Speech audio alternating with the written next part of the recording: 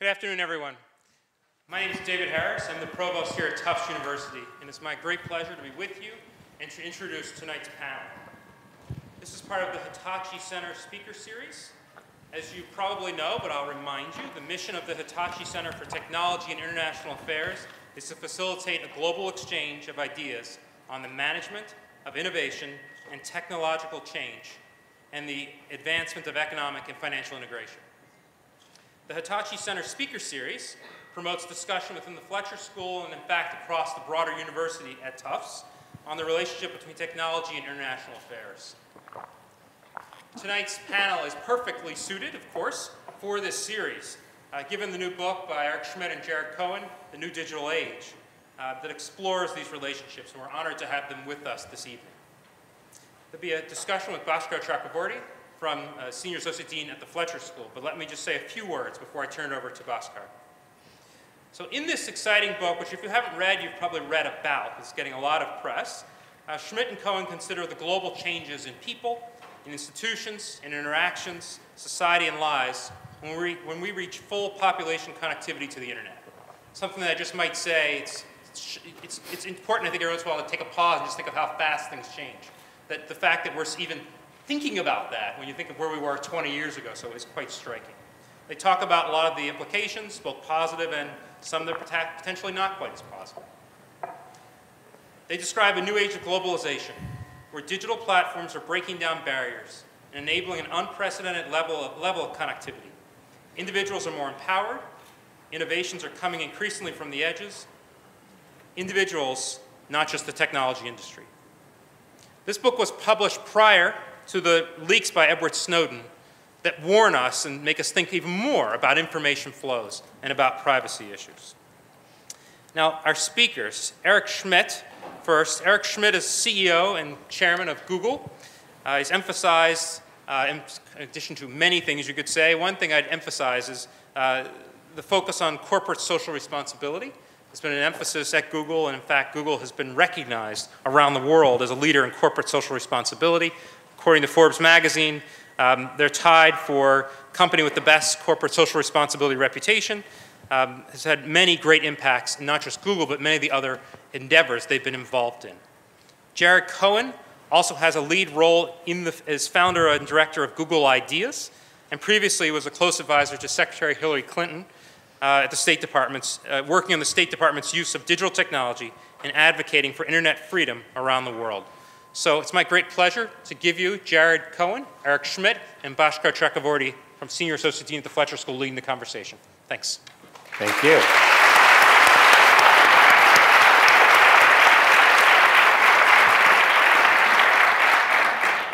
Thank you, David. It gives me great pleasure to welcome Eric and Jared here to Tufts and to Fletcher. This is certainly a remarkable time to have the conversation that you launched in the hardcover version of your book, and we're looking forward to the updates as you go from the hardcover to the paperback, because a lot has happened. Available Tuesday of next week at your local bookstore and/or Amazon, Google Play, and iTunes. And Eric, where did you learn to promote it in such a nice way? From you, for the measly amount of $12 plus sales tax. There you go. So I have a quick question. Given the pace at which the new digital age seems to become the new squared and the new cubed, will the updates be updated on the Google Books online version? That is a very good question, and that's not usually. Let's just get the first update out. No, I think what we're trying to do now is sort of update everybody on the things that we talked about a year ago, 9 months ago, when the hardcover came out. And it's shocking how much stuff has happened in the geopolitical world, right? The instability, not only Snowden, but then the reactions of the world to Snowden.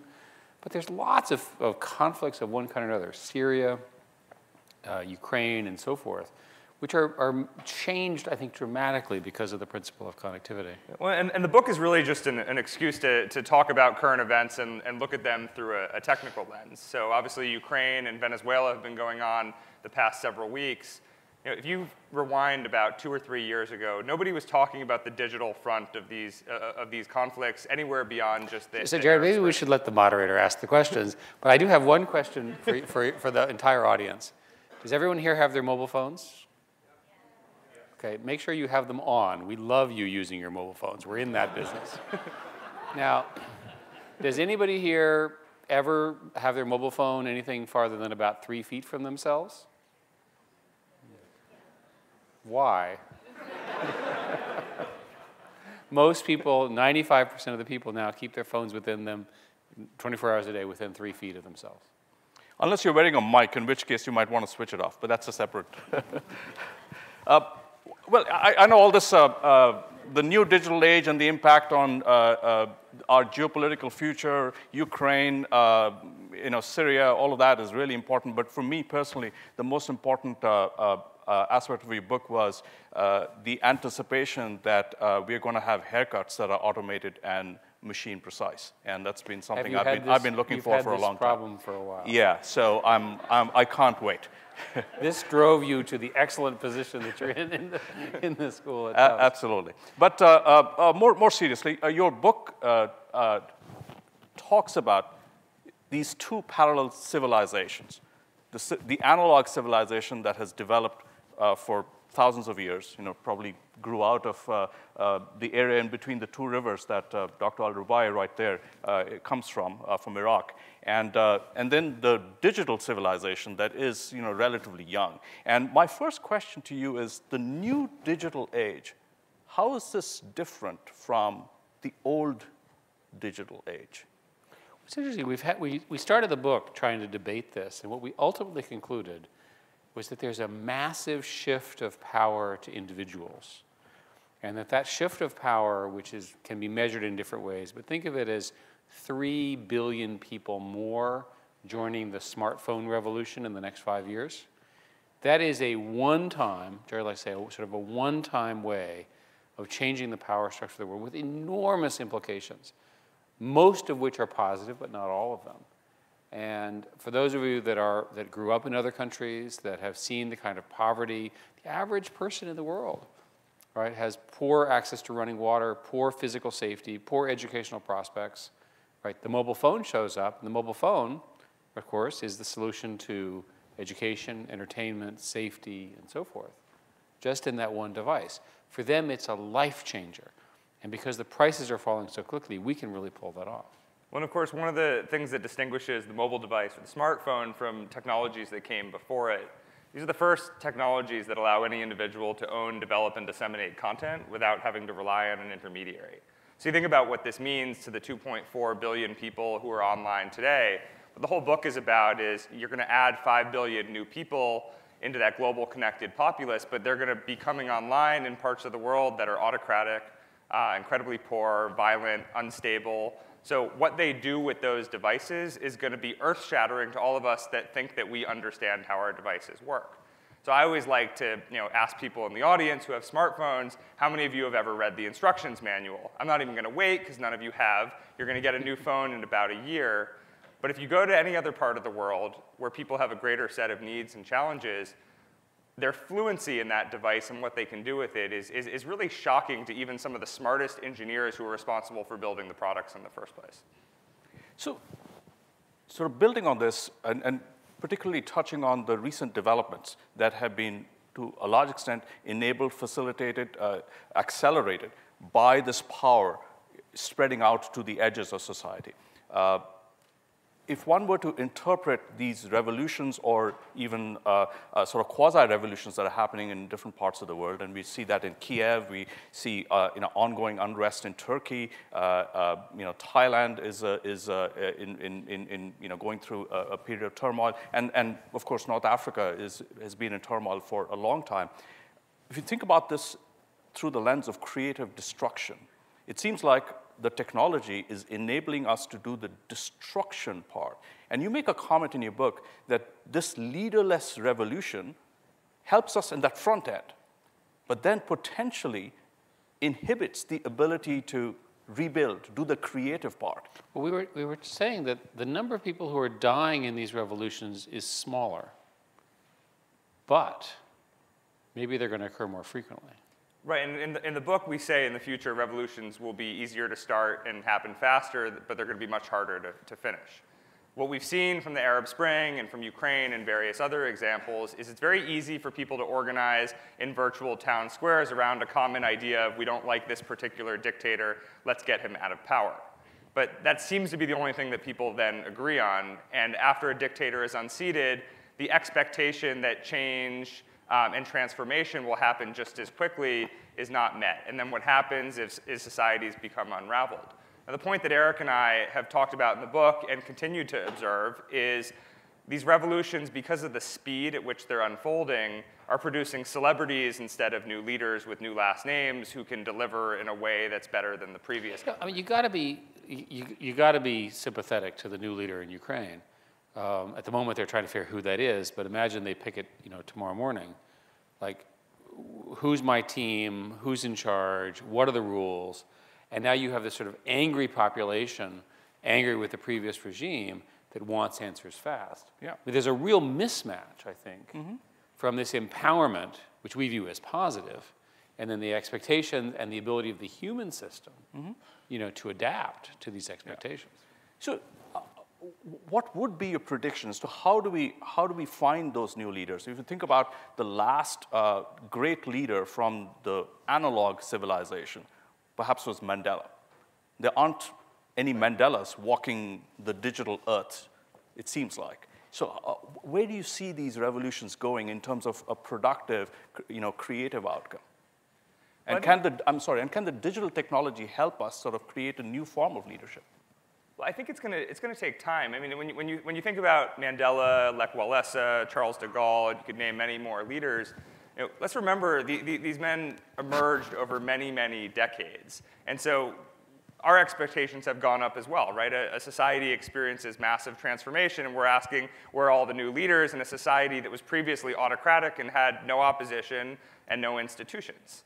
It's not going to happen overnight. What's interesting is because these revolutions are producing so many new public figures, the real question is which of those public figures are we going to backfill with leadership skills? So we've just reversed the order. Before it was leadership skills, then public profile. Now it's public profile, and maybe you develop those leadership skills. But I think your question goes to the sort of core question of political leadership.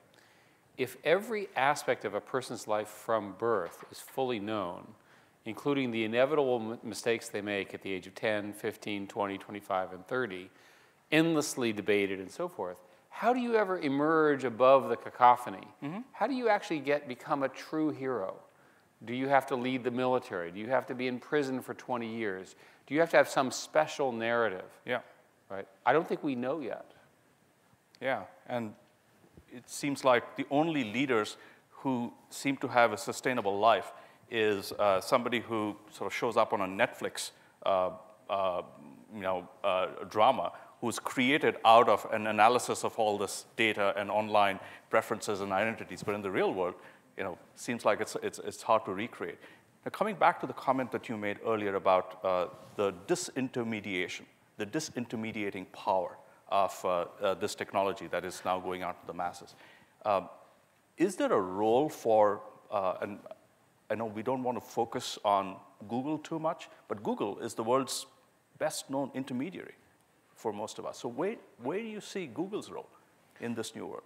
Well, we see ourselves as an organizer of information and not as a censor and not as a judgment center. Our job is to rank what's already out there and to get as much of it as fast as possible.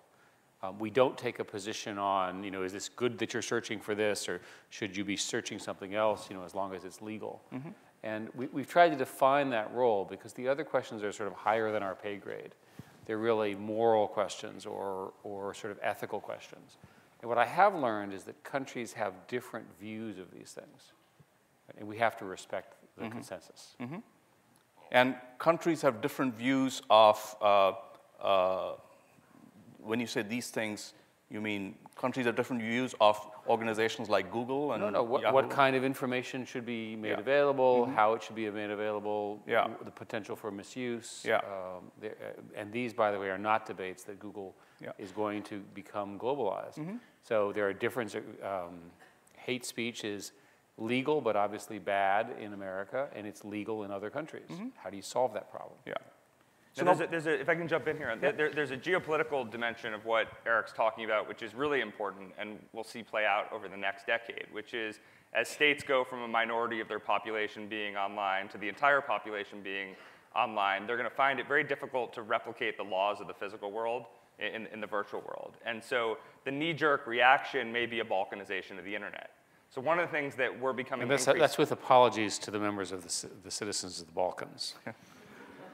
And one of the things, a feature of a balkanization of the internet is you have like-minded states who share similar norms or values or particular interpretation of religion banding together to engage in collective editing of the web. So for instance, you could imagine a group of countries that don't believe that women should be as free online, deciding to edit the web accordingly. Or perhaps Iraq, Iran, Turkey, and a few other countries with large Kurdish populations decide that they want to collectively discriminate against the Kurds by wiping them off the internet. But let's use Turkey as an example, which is a sort of a country that has sort of two parts, right? The secular and the more religious part. So when we were in Turkey, the basic question I asked is it possible to get an unfiltered connection in my home as a Turkish citizen? And after a lot of hemming and hawing and misstatements, the answer is no. They actually passed a law, which has been heavily, heavily criticized, and they revised it a month ago, heavily criticized, which allows unknown or at least unpublished actors to go and censor sites that become not available for you in your home or your office. Now, is there a potential for abuse there? I mean, come on, of course there is. Are there ways to address that if that's your choice? Of course, you could release the information, but everyone wants to operate behind a veil of secrecy. Because what they call the family package, which is to protect children, which we all agree should be protected, turns out to protect some of the incumbent political figures. It's shocking how children are concerned about the opposition in the country. I was not aware that the children, they're very advanced children. Yeah, absolutely. We have the same problem in Russia. Russian kids, best in the world. Very, very concerned about opposition to the KGB. It's quite possible that it's the same children who figured out a way to then get transcripts or recordings of the phone conversation between Erdogan and his son. So the children happen to be very good at being able to create these proxy servers or alternatives and bypass the state. Again, it's just remarkable what the new generation can do. One of the things we talk about in the book is that the core problem of data permanence, right, with a life lived online, is that the humans, in terms of physical maturity, are not going to get they're not going to grow up that much faster, and you're still going to make mistakes as a 14-year-old. But now they're laid there for forever, right? How do we deal with those issues? Yeah. And at what age do we start dealing with it? So I'm sure there's some parents in the audience, and one of the things that Eric and I have been talking about is the implications this has on parenting. Every parent can relate to the idea of holding their young child's hand to show them how to safely cross the street or to take them to the doctor to get a checkup on their physical health. But are parents thinking about the digital equivalent of all these things? How are parents having these conversations about data permanence at an age that is probably more appropriate than it would be, for instance, to have a conversation about the birds and the bees? It's actually going to be relevant many years before. So if I may just ask one final question, then I'd like to turn this over to the audience, who I'm sure are dying to pile on with lots of questions. As we look ahead, 10 years from now, are we looking towards a more utopian or a more dystopian future? And here, I'm not just talking about people in Turkey or China or Saudi Arabia, where there are all kinds of repressive elements that are restricting our ability to participate in the new digital age. Talking about the United States, where life, liberty, and the freedom to shop at Target, right? And now I shop at Target, and I'm open to the whole world. Yes, yeah, right. and I'm open to the entire world, right? So, does this worry you? Well, we actually had this debate, and what we concluded is that for the sort of mature-ish democracies will have these crises, most recently the Snowden example, and they'll find some balance of these issues. right? That if you really, really, really, really, really want to eliminate crime, you could put in a surveillance state. But that's obviously not what we should do, right? No one is advocating that. But maybe other countries will do that. So in places like America, and in fact in the book we say that there'll be some rough approximation of the right answer to these things. The question is really about the ones that are not the more mature democracies, the ones without rule of law, the ones that are kleptocratic or autocratic, run by kings that are not responsive, or North Korea, which is always a special case. The governments are organized not to serve the interests of the citizens at some basic level. So what happens when the citizens figure this out? Now, in some countries, they may just complain more, but the police state is strong enough that they can be held in check. But in others, and I think it's fair to say of quite a few, there will be more of this kind of participation in the streets, activists, and so forth, because people are not seeing the opportunities that they wish. And let's take the most extreme example. So Eric and I went to North Korea a little over a year ago because Eric thought it would be a great idea. Jared, right? this is completely false. But we did go to North Korea. It was your idea. Jared's idea of fun, he doesn't like to go to normal countries, so he's never been to South Korea. No interest. He's only been to North Korea. He's the only person in the world for which this is true. Did you go before or after Dennis Rodman? We went before Dennis Rodman. It is alleged. It is alleged that we were Dennis Rodman's inspiration. It may or may not have been an output of our trip. But what's interesting about North Korea, and we could sort of go on and on about quirky North Korea tales, is you have a country of 24 million people under horrific conditions. It's probably the most censored society on Earth, and certainly the least connected society on Earth. But when you leave North Korea, what you're left with is a hint of optimism in the fact that it's the only cult of personality left on Earth. It's the only truly totalitarian society left on Earth. Because there's a total absence of doubt. There's no questioning. People defect. They don't push back on the government domestically. So there's still going to be autocracy in the future. There's still going to be civil war in the future. There's still going to be violence in the future. But do you think that there'll be more of the Ukraine situations? Well, I think there'll be more of the Ukraine situations, but in the case of North Korea, the notion of cults of personality and totalitarianism that we saw in the Cold War, the internet has eliminated it like smallpox. North Korea is the last one, and once it's gone, it's never going to reemerge. The theory was that the moment you can introduce doubt in a population, the human condition, people are intelligent, they say, maybe that thing that I've just been beaten and beaten and beaten to believe, maybe it isn't quite as true as I thought. But with the Ukraines of the world, you're going to see a lot more of these revolutions, but there was an assumption in the early days of the Arab Spring that you would go from single-man autocracy to some kind of popular democracy. And what we're seeing is, for all the reasons we talked about before, leadership challenges, lack of institutions, that transition is certainly to a lot more noise and a lot more popular discontent. But we haven't yet seen evidence that countries that aren't ready for a full transition from autocracy to democracy are necessarily going to expedite that transition just as a result of technology. So just an interesting statistic before we turn this over is the highest participation in Twitter anywhere in the world is in Saudi Arabia. So just something to think about. People don't leave their houses. I guess so. Unless you're accompanied by a man. All right. Should we take some questions from the audience? What's the mechanism for doing that? Do we have mics? We have mics on the side. OK. So please come up to the mic on the side, identify yourself, name and what you're studying, just to or any department that you're affiliated with. Yeah, or if you really want to hide under the guise of anonymity, that's OK, too. Just ask your question. Fair enough. My name is Rocky Whites. I'm actually a Fletcher graduate, serial entrepreneur. My area of interest is in global maritime trade. And there was an article just today about how Rolls-Royce is looking to do fully automated drone freighters, which is an interesting idea, because many of the safety issues associated with automated car navigation are not as close with the oceans. The oceans have essentially infinite passing lanes.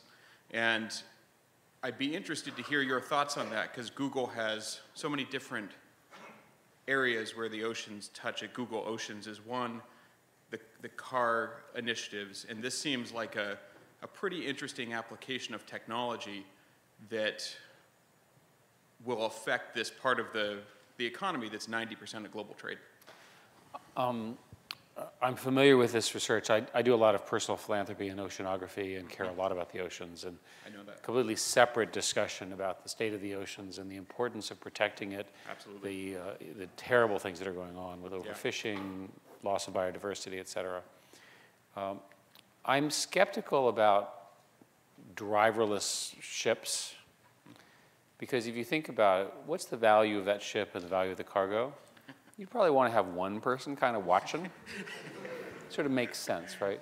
If nothing else, just to sort of feed the dog. Yeah.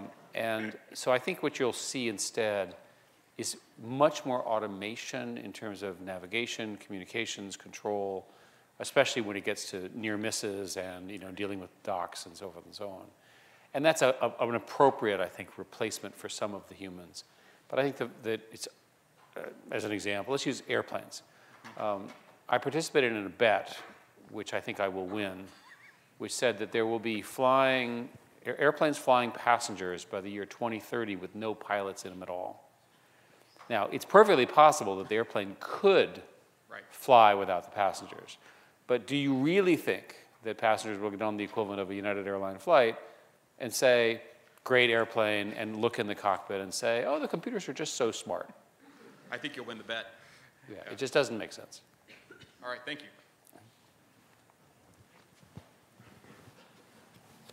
Hello, can you hear me here? Yeah. All right, Braden Weinstock, and I'm a dual degree MBA mauled at the Fletcher School. Appreciate you gentlemen coming out. Which Thank 2 you, degrees? What's that? 2 degrees in what? The first one's an MBA. The second is a Master's of Law and Diplomacy. It's a dual degree program at the Fletcher School. Good. My personal question is about a comment that you guys touched on briefly around the data history and how that's going to shape and affect our ability to grow leaders in the future. In particular, I grew up with the introduction of Facebook while I was in university, undergrad. And I question how feasible it will be to grow leaders that we do not have this extensive history of information on them to scrutinize, and what will that do on 2 places. One, what will it do for those leaders who could be great, but will be ruled out because of, like you said, events in the past of growing up? And the second is, what about our citizenry? What are we going to do as citizens to judge our leaders, and how much are we going to demand the digital history that's been outlined on these social media and other platforms? So it's an excellent question, something I've been thinking a lot about lately, because I have very few friends who have any interest in running for office for the precise reasons that you mentioned. And the reality is there's a particular generation that grew up with social networks and data permanence at an age where they still did things without thinking about the long-term consequences. I put myself in the category of that generation. The challenge for that generation is, there's an assumption that if you put yourself out there publicly, you will get embarrassed at some point. Now, the argument that I make, and this is a personal argument, and I think we do say this in the book, is there's going to have to be, in some respects, there's going to be a whole generation of people that run for office and become part of a kind of mass political casualty of that era of data permanence, which will ultimately lead norms to shift. So, remember there was a time where Mayor Bloomberg was asked if he smoked pot, and he said, I did, and I liked it. And after that, nobody really sort of cared if politicians did that anymore. You need the equivalent of society basically getting fed up with smart, talented people being kicked out of the campaign because of something that everybody can relate to. So the norms have to shift, but there has to be a boiling point at which society gets fed up with this level of scrutiny. Thank you. Cool. Hey, I'm Max. I don't even go here, but saw the talk. So yeah. Thank you for telling the truth. In my day job, I count trees from space. But my question for you is that, you've talked a lot about, communication and accountability with politics and stuff. But underlying a lot of this is, people want to shop at Target and people want to buy things, and the economics of all this is really important. But, like Brynjolfsson and McAfee and Tyler Cowen, and now they've started talking about the stagnation of wages, how, the internet and people like Google are enabling a more, sort of winner-take-all economy. And, in the latest Brynjolfsson and McAfee book, The Second Machine Age or whatever it is, they get all hyped up about freestyle chess. And, you're not racing against the machine, you're racing with the machine. I'm not totally sold. I think that generally you have to have a really high comprehension of how the machine is working in order to do that. And I'm not totally sold that in the course of our lifetimes, it seems like a lot of stuff is going to get automated. And I'm not convinced that, a country, say, like China, which has become, very used to a greatly improved standard of living, by sort of catching up now, is going to be able to make that next transition to, take a population of, 300, 400, 500 million workers and train them to make the next leap.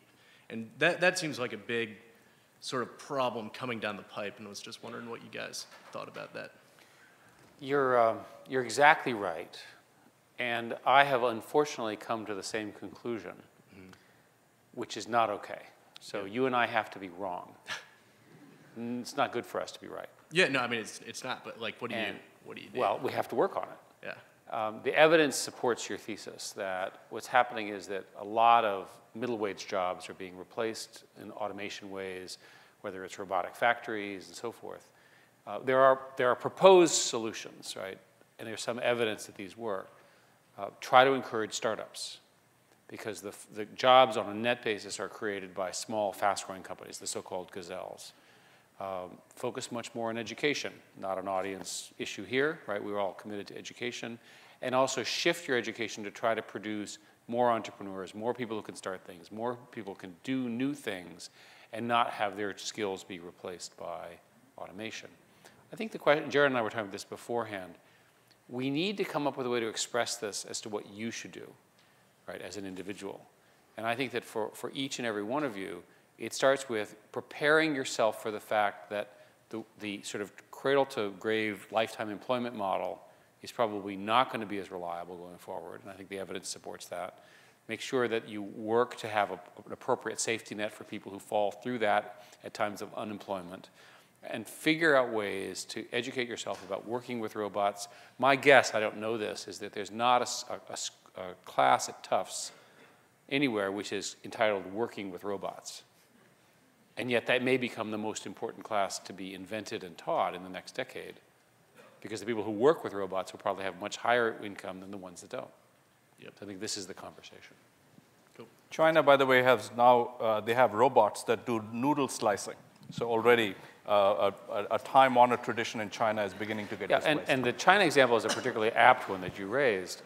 One of the proudest achievements of the current regime has been the lifting of some number of hundreds of millions of abject poverty Chinese into what we would think of as lower middle class. It's a great achievement. And they did that essentially by manufacturing wages. And manufacturing wages in China have gone up roughly by a factor of 4. So now the jobs are moving away from China and they're being automated, right? What are they going to do with that excess hundreds of millions of people? It's a real problem for them. Yes, ma'am. Good evening. My name is Breon Dawson. I'm a mid-career student at the Fletcher School focusing on international business and sustainable development. I'm thrilled that you're both here.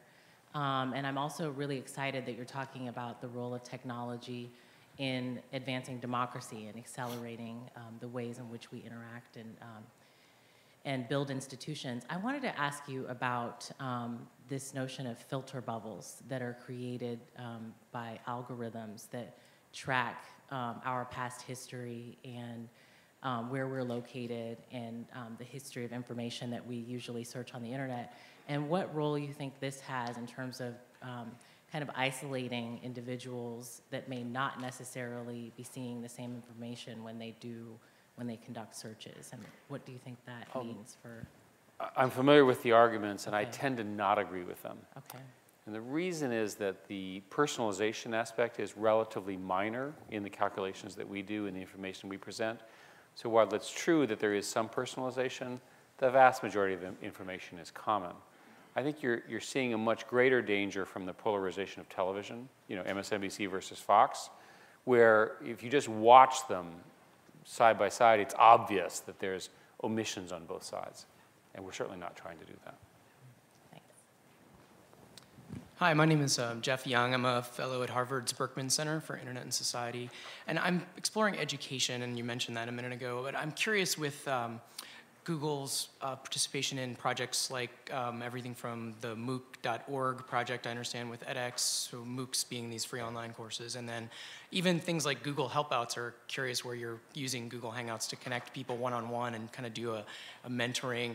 And I'm curious of where you see this kind of learning going, not just institutional learning for degrees, but kind of the lifelong learning, just-in-time learning. Do you think that the net there'll be more of that on the web in the future of that kind of learning?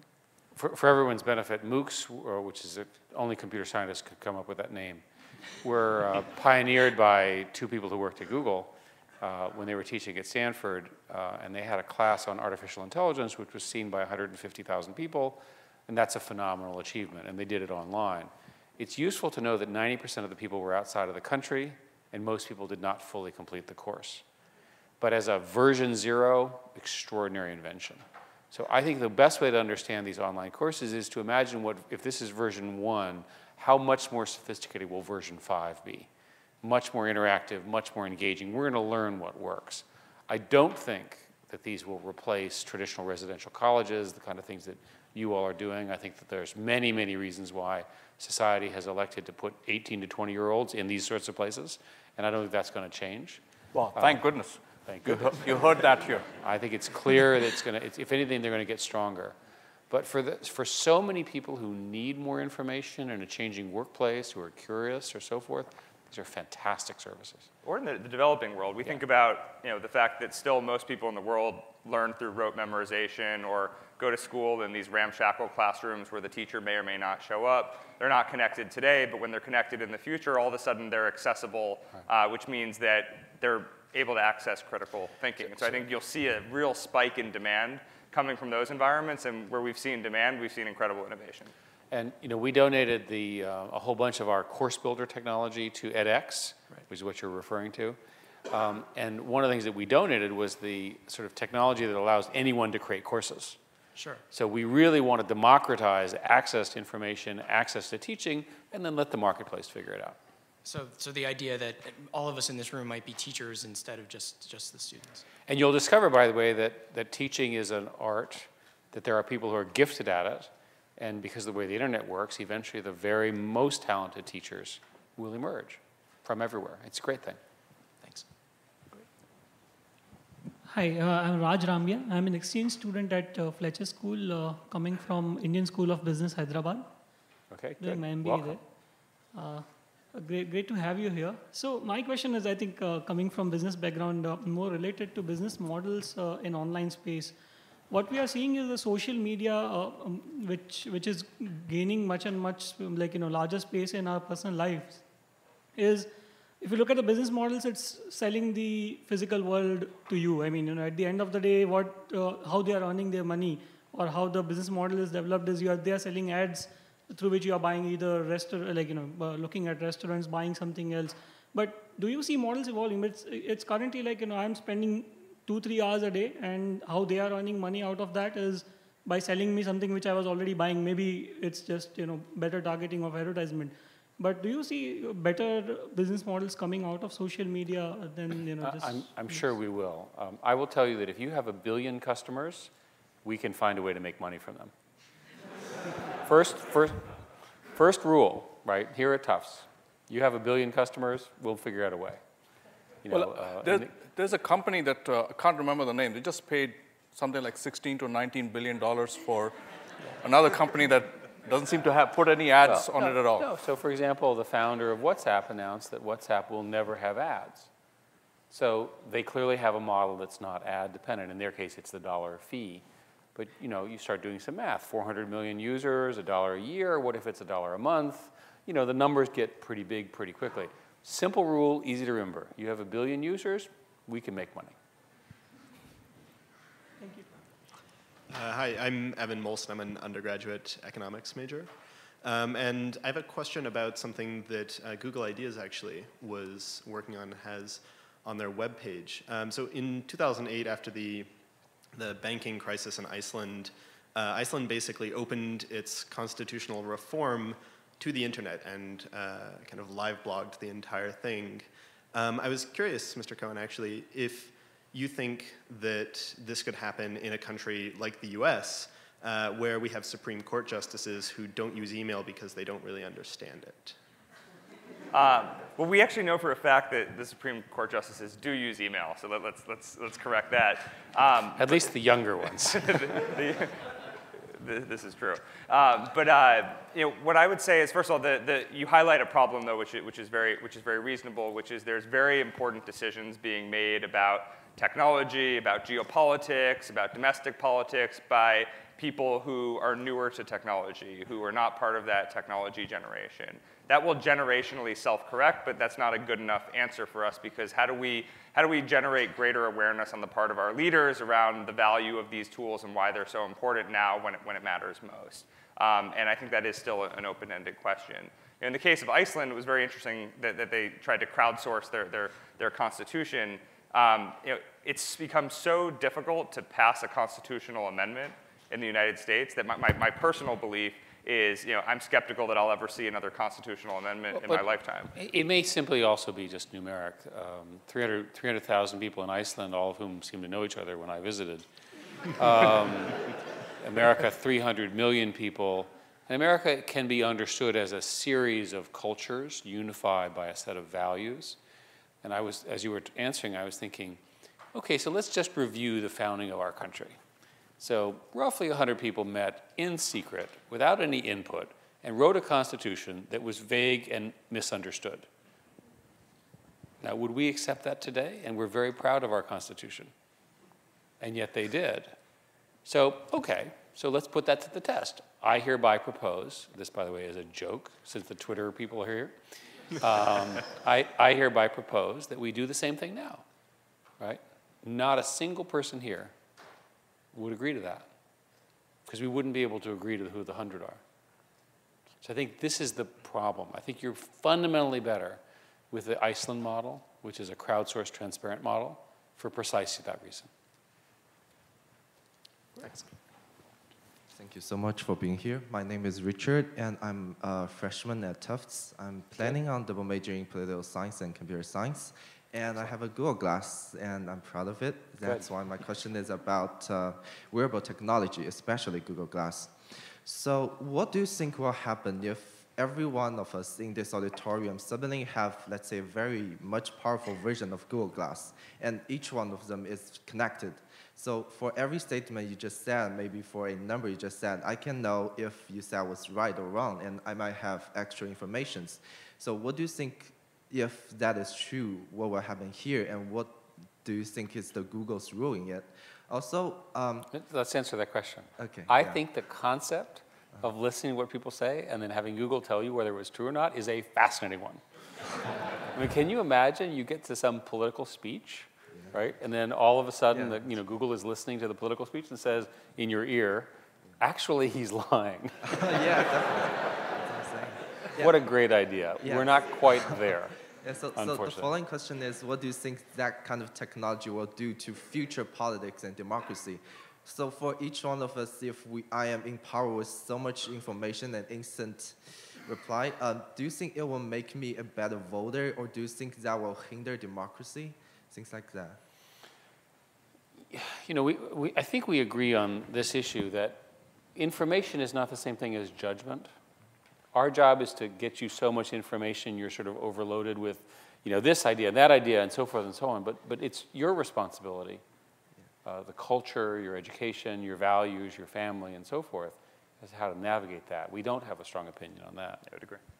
Okay, so Google's future role is about providing unbiased information and leave anything else to the guy, even if that might exceed a human being's mind capacity. We certainly do not want to have a bias.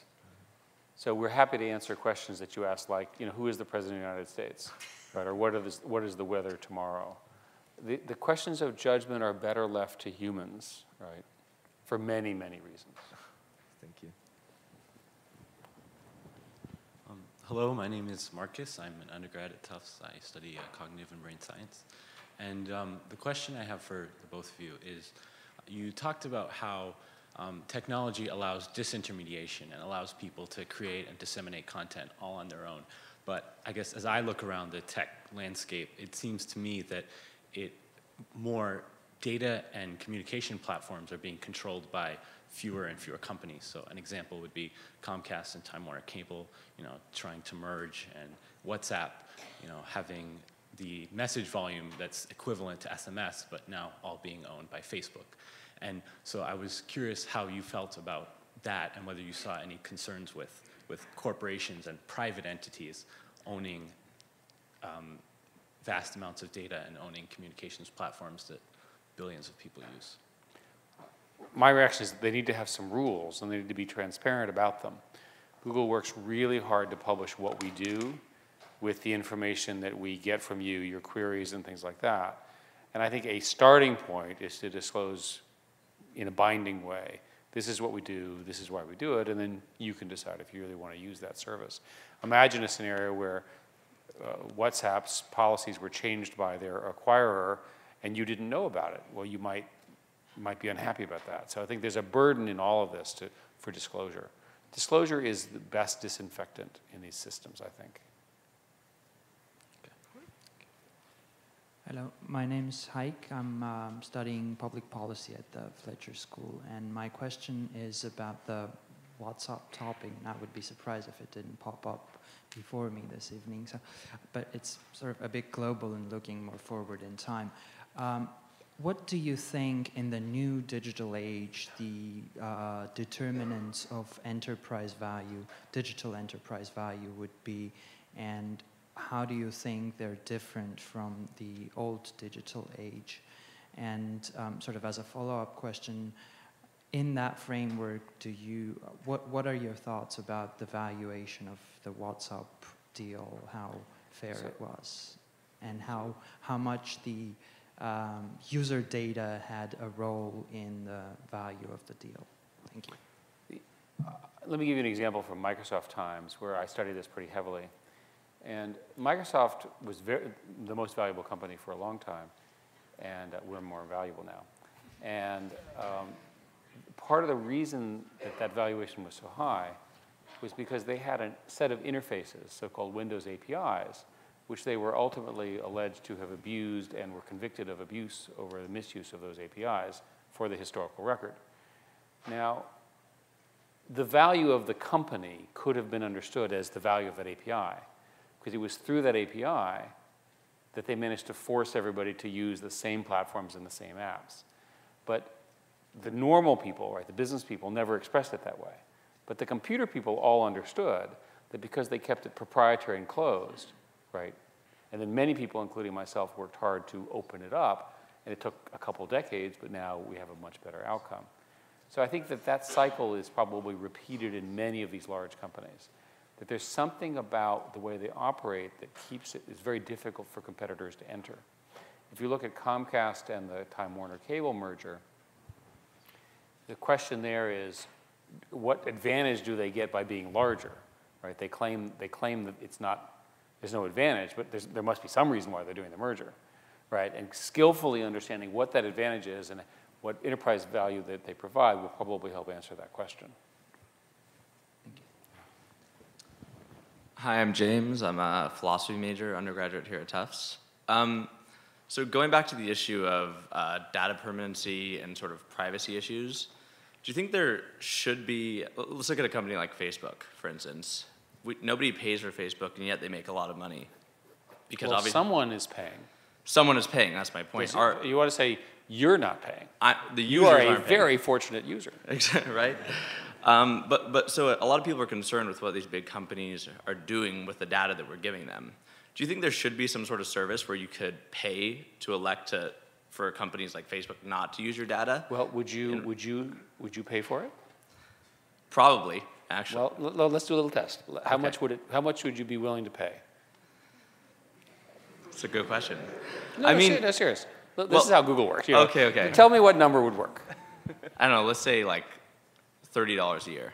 Okay, so you think you'd pay $30 a year, and what would you get in return?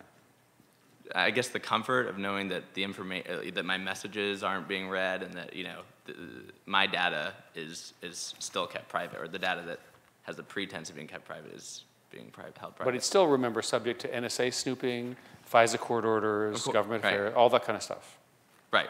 Well, I guess to mitigate my data imprint, and I guess like a sort of follow-up question would be in terms of data permanency, for instance. If you're in let's take a special example, like you're an aspiring leader, for instance, and you want at least some part of your past or your digital imprint to be mitigated to an extent. Do you think there will ever be a market for companies? I'm sure there's a lot of politicians that would happily pay $1,000 to have their digital history on Facebook removed. In the book, one of the things we speculate about, but we say would be almost impossible to implement, is you could imagine the equivalent of the laws that exist for juveniles in the physical world, where their record is not available from before they were 18 years old. You could imagine, with timestamping and everything else, people basically saying whatever stupid things you did that are documented online before your 18th birthday can't be used for A, B, and C, and making whatever determination people want to make about And you. this is actually a problem now. People are applying to jobs, and people are looking through their digital history, their social media, and making decisions on hiring them based on whether they got drunk 5 years ago.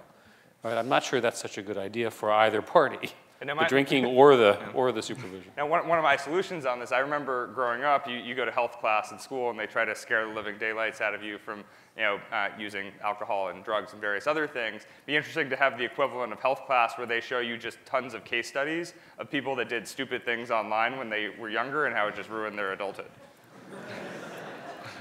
To answer your question more seriously, people have looked at these paid models, and a relatively small number of people would pay.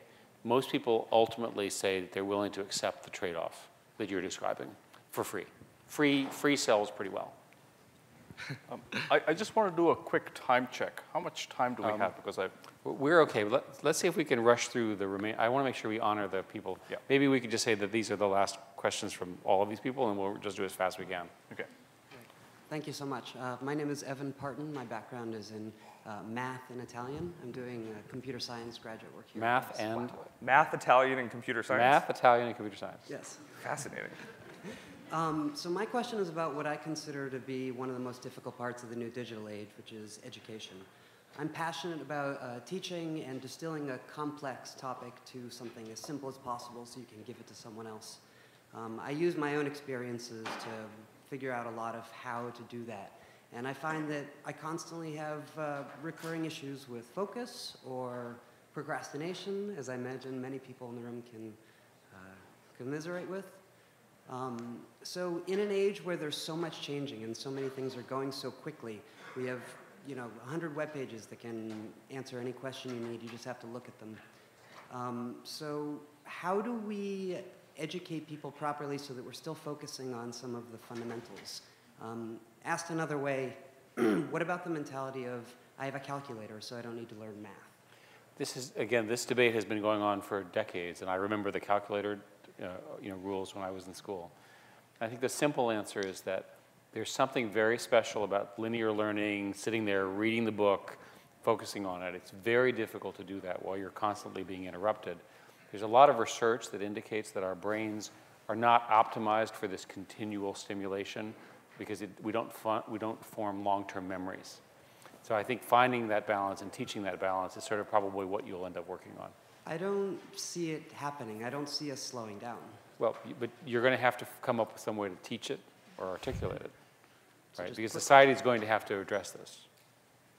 And when most of people fail to slow down, what's going to happen to us? Well, there'll be a revolution. So, okay, next. Yes, ma'am. Hi, my name is Fran. I'm a first-year Malt student. It's a Master of Law and Diplomacy at the Fletcher School. I'm taking 2 classes on strategy, one on digital innovation and transformation. And in those 2 classes, about half of the semester right now, we have read cases about Google and roughly 12 cases. We've looked into your acquisition of Nest, your bold innovation in the driverless car sector. And basically, we've arrived at the conclusion, actually only one conclusion, and that is irritation. Irritation towards where Google is moving strategy-wise, And the other thing is that a lot of people are very intimidated by the ecosystem you're creating. And basically, my personal conclusion is that you're right now creating an ecosystem that no one on this earth will be able to escape, even if they want to. What is your answer to the people? I might mention I'm from Germany, so I'm a little more sensitive towards data. What's your answer to the people that are highly intimidated by this ecosystem? If I were German, I'd be more worried about the NSA.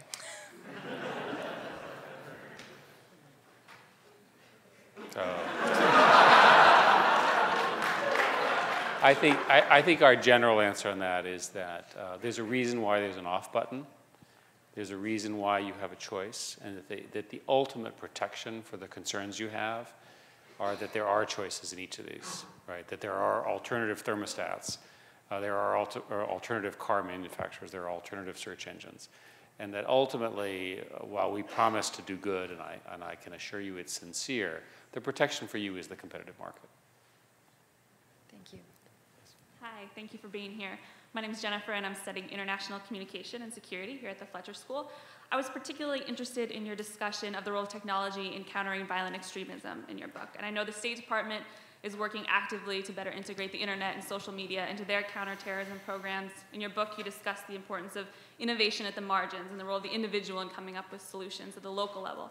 And I'm curious your thoughts on what you think the role of the private sector is, particularly the tech industry, companies like Google, other tech companies, in supporting these efforts, if at all.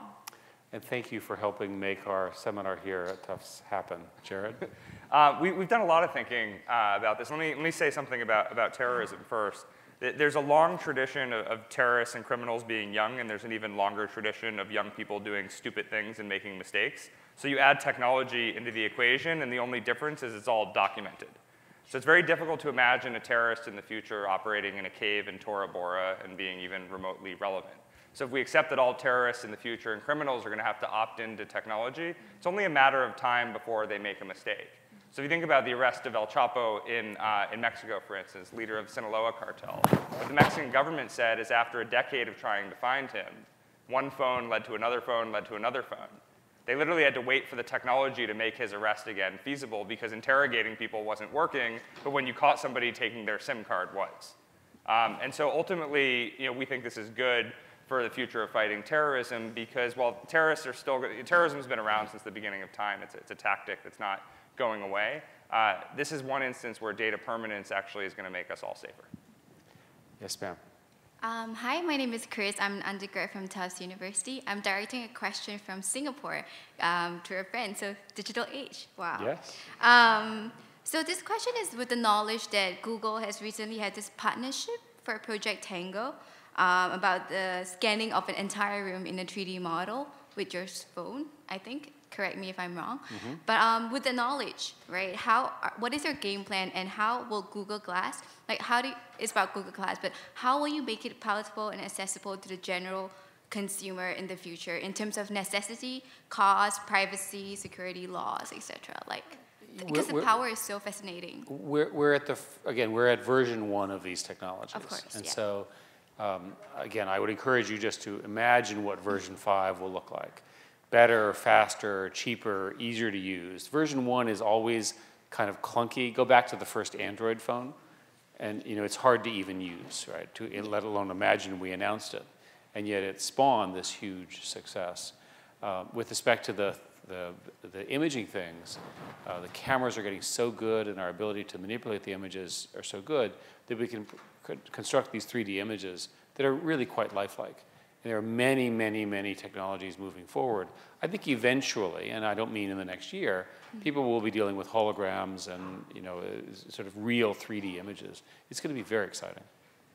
So, but what is Google's game plan to make it more like? Better, faster, cheaper, more broadly used, safer, more private, over and over and over again. Just give us 5 years. All right. Thank you. Hi, thank you. My name is David. Thank you for being here. I'm a computer science major undergrad. And my question is, so lately there's been a social backslash against Facebook with younger generations' participation trends slowing down tremendously. and many people are turning away from Facebook in favor for websites that are more private, like Instagram. At some point in the near future, is that what lies ahead for all these social media services? So would this trend continue to be set many of these new social media companies as a result of the new that arise as a result of the new digital age?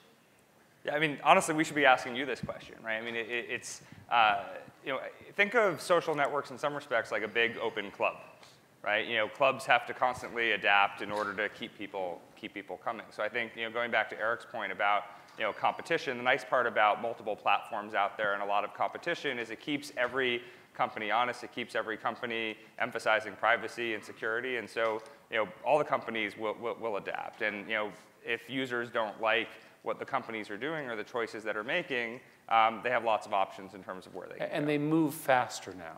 They can move off and onto something else. And the technologies to move have gotten easier and so forth. So it's going to be very, very exciting to see what actually happens. I don't think we know. So is there a limit to how much non-private information can be on the internet before the population starts, backslashing and starts turning away from using all these social media websites? Well, again, yeah, I mean, this again is a societal question, not a Google question. People seem to be very, very happy to post pictures of themselves, videos of themselves, and descriptions of what they're doing. It's shocking. But then what is the... Each generation has been more willing to share than the previous generation. So the way that I would ask your question is, how many generations is it going to take for people to basically say that's enough? We're gonna go in. We've had enough pictures of Jared. Go ahead. Hi, my name is AJ Scaramucci. I'm currently a senior at Tufts University studying economics.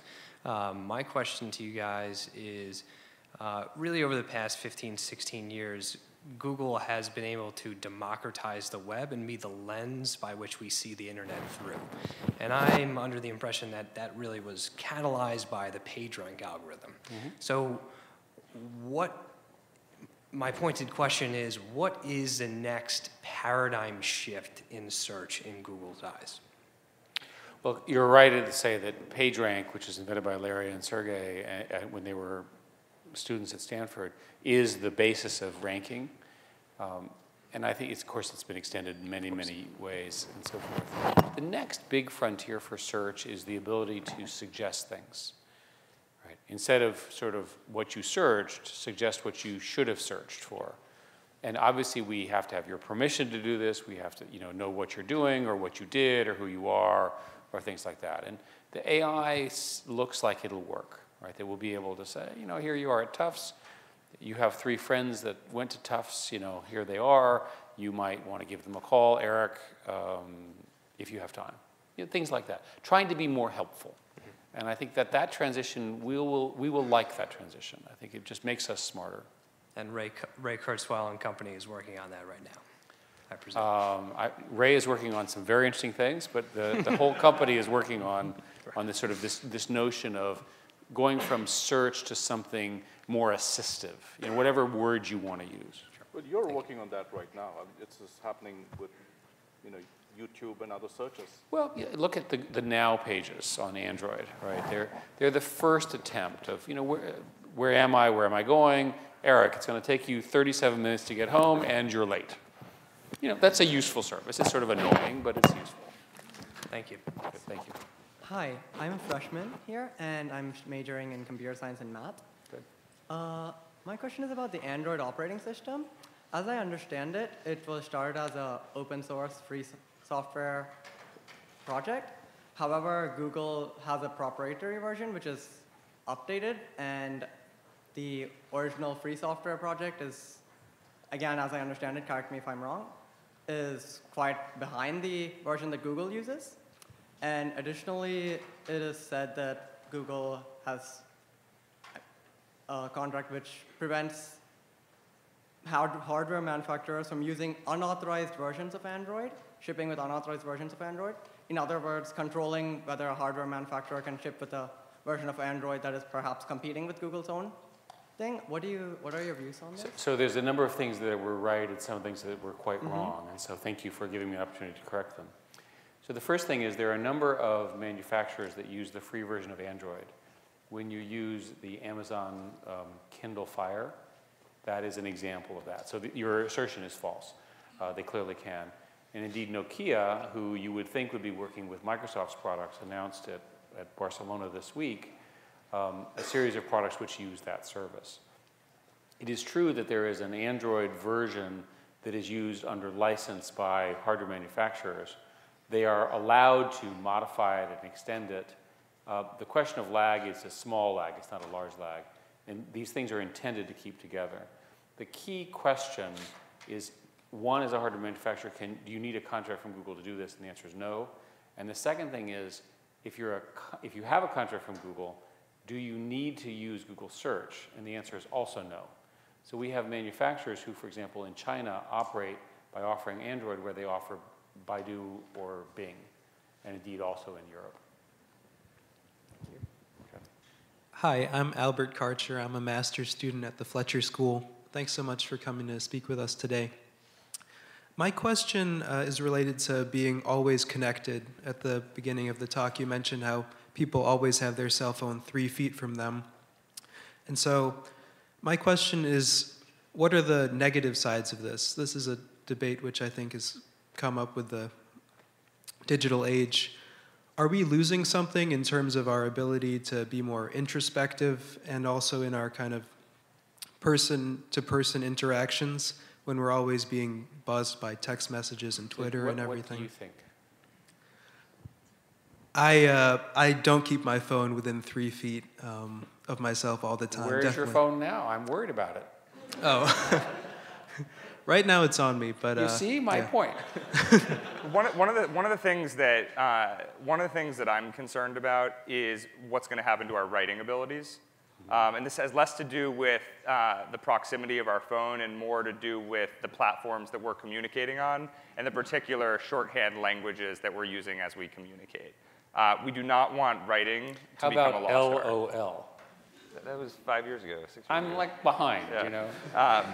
But the sort of more interesting sociological question is, I look at my young nephews who can barely talk but know how to swipe on an iPhone. And so we don't know the sociological impact of this long term. Is it like learning another language at a young age? And it will literally take that generation of toddlers today to get old enough for the results of the studies about them to come out to understand whether it is a good thing or a problematic thing. My guess, and I think this will be debated for a long time, is that humans are very communicative, and so the fact that you're talking to more people with shorter bursts of communications is probably net neutral to positive. I worry about your point about writing. I also worry about deep reading. I fly all the time. When I used to get on an airplane, I had nothing to do, so I'd read a book. Now I spend all my time being online, doing my emails, interacting, doing all of that. The book doesn't get read. But they should read our book. You should absolutely read our book, and you should do it with your phone off so you can concentrate on it. You see what a double standard. So I think we got to work on that. Sherry Turkle in a neighboring university here has studied the behaviors of particularly teenagers as they're sitting around a restaurant table. And there's apparently an unwritten code now that a certain number of them will have their heads up while the rest of them are looking at their phones. It's the old heads up, heads down. Yeah, and the most common phrase is, wait, what? Which is, what part of the conversation did I just miss? Anyway. That's good. I'm Dora Friedman. I'm a 6th grade student. And well, welcome. Thank you for coming. Maybe you can answer the questions we can't answer. Did you apply early admission? I was wondering about the future military, and will the wars be like full virtual, where there'll be robots fighting? Will there be robot weapons? Will it be like Transformers or? Wow. So we say in the book that you'll see war developing an increasingly automated function, but the decision to pull the trigger will remain in human hands and should remain in human hands. And so we'll continue with the trend of machines getting more precise, being able to fly in sort of interesting ways. We'll obviously see a proliferation of UAVs and drones, but we're in big trouble if we take the responsibility of pulling the trigger out of the hands of humans. Which movie did you see that, is it the Transformers model, or is there a better one I should watch? I don't know. I've never seen the Transformers. Okay. Thank you so much for your question. And we have our 2 final questions. They better be pretty good. Okay. Yes, sir. My name is Tim, and I'm an undergrad here. I study applied maths. My question is about the role of the internet and international politics. As we see in the recent years, the civil war kind of in Ukraine and the Arab Spring, the internet just makes war a lot more transparent to everyone else. Do you see the internet getting the role of maybe becoming a war deterrent in the future? It's a correct observation that you make in the sense that people often say, wow, the world looks really violent and problematic. And the response to that is, no, there's actually fewer people dying today than at any other time in history. We just see more of it. Yeah. So the visibility we get into the world's conflicts is extraordinary. Syria is an interesting case study for your question because you have 140,000 people killed, chemical weapons used on multiple occasions, and no shortage of videos that are popping out that are horrific. But there's so many of them that they have fewer and fewer page views. And so what we realize is technology and exposure and shining a spotlight on horrible things that are happening, it can create demand. It can ensure that crimes are documented. But in the spirit of states are still relevant with their militaries and with their political might, at the end of the day, technology, there's a limit to what it can do. You still need states and political will that will drive solutions and interventions that will stop some of these conflicts. Thank you. Thank you. And our final question. Yes, Hi, sir. my name is Abhishek Parma. I'm a mid-career MA in International Affairs student at the Fletcher School. I have a background in career diplomacy with the Indian Foreign Service and as an entrepreneur having founded an intellectual property consulting company. We've talked about how the new age digitization is creating aspirations in people seeking better lives. I would like to sort of know about your thoughts, how this explosion of aspiration in people could lead to, apart from toppling governments, encourage governments to adopt more digitization and technology to improve governance. There's a huge potential for technology to improve governance, right from reducing teacher absenteeism in rural areas to adapting ERP systems and governments for better policy making, more collaborative policy making, better information exchange and file management. So I would like to know about your thoughts, how this transition could happen, which must happen. So I've dealt with a lot of governments in my new job, and governments have a different logic on a lot of these things. Sometimes governments are much more about income redistribution, full employment, than business efficiency. So you could imagine that if you and I agree that the government should become more efficient, it might have fewer government workers, or it might be more capable of collecting more taxes from people who don't want to get their taxes taken, or various things like that. So what I've learned is that governments are not a business, and that I agree with you that we should make governments more efficient. Indeed, we have a project to do precisely that. And most governments are way behind where businesses are. So simple things like getting everybody on email, getting them on the same platforms, getting the data so that it's in the same formats, beginning to do data analytics so that you can spot the high-cost items, typically in medicine, or in taxes, the people who are evading their taxes. There would be huge economic returns to these, and yet governments are very slow. So I agree with you, and I think there's plenty of examples where relatively straightforward business solutions applied to government would make them do their job so much better. And I think if the politicians are sincere that the job of government is to serve the citizens, they will do it. And Eric, if I could add to your answer, because I think there's an important prescription which is useful as we come to a conclusion, which is inherent in your question is the fact that government doesn't innovate and government's not thinking enough about technology. So look out at the audience here, and you couldn't be luckier to be graduating at the time that you're graduating. And that might seem sort of strange because people complain about the economy and so forth. But people of older generations would kill to be able to graduate as part of the tech generation going into public policy. So what all of you need to realize is regardless of what field you go into, whether it's government, whether it's law, whether it's something else, by virtue of the generation that you're part of, you know more about technology than whoever you're going to work for. So technology is your comparative advantage, whether you're a computer science major or not. And so if you don't use that to your advantage, and if you don't sort of become the tech person wherever you are, in addition to whatever other expertise you have, you're missing a critical opportunity. So I would say you're all extremely lucky to be part of the generation that you're part of and that I'm part of, and to be graduating at this particular moment. I think this is thank you for putting this together. Sure, I mean, absolutely. Having an audience of incredibly smart people Absolutely. does not get better than this. Yeah. Thank you, Tufts University, Fletcher School. Yeah, just put your hands together for everybody who asked a question there. Thank you. Thank you. Yeah.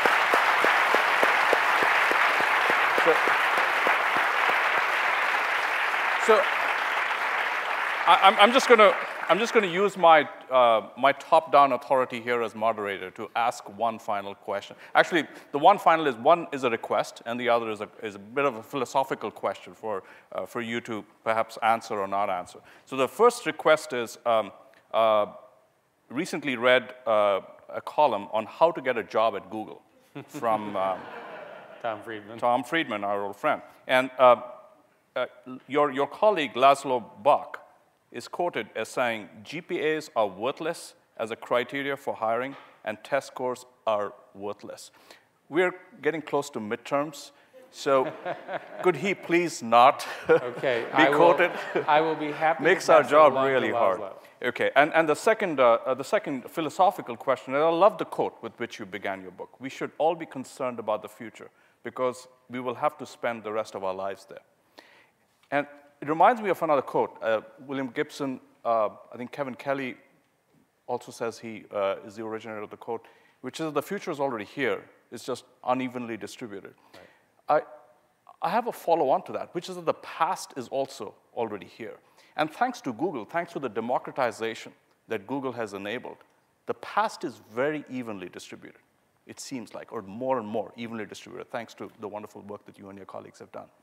And I'm curious about whether you worry that this could actually be killing that asymmetric knowledge that we have that could actually give those unique insights and that imagination, that we are all kind of buying into the same pool of knowledge and may not be the, may not have that special insight that there is something people that had. is extraordinary about us. Let's spend a minute congratulating ourselves compared to computers. We are unpredictable. We have insights. We have complicated reasoning, right? We have leaps of imagination and great discoveries. These are the best things about humans. There are a few things we don't like too. But the fact of the matter is those are the things that enable technological progress, the great inventions, the great universities, including this one, right? This is what we should be celebrating. I don't think a uniformly accessible history of the past is inimical to that at all. In fact, I would argue that being aware of the past might make you even more capable of understanding what worked and what didn't to come up with your new great invention. And human beings are argumentative and opinionated, and I think what's important to understand is just because we have information about the past available to us doesn't mean any of us agree on it. And as a perfect example, go to a Wikipedia page on the Israel-Palestinian conflict. It changes literally every minute. And it goes back, since the beginning of time. And so history itself is interpretive just as the present is and just as the future will be. Wonderful. When I was a graduate student, I wrote a scathing piece on a particular architecture. The computer scientists will understand that I actually cared a lot about this. Is the Burroughs 6600. And my faculty member said, instead of being obnoxious, why don't you try to figure out why it was so successful for its time? And I thought that was a great piece of advice. My immediate reaction was bad, but then I actually came to understand that for its time, it was brilliant. But then there was something better. Yeah. On that note, thank you. Thank you very much. Thank you. All right. Thank you. Could not have done better.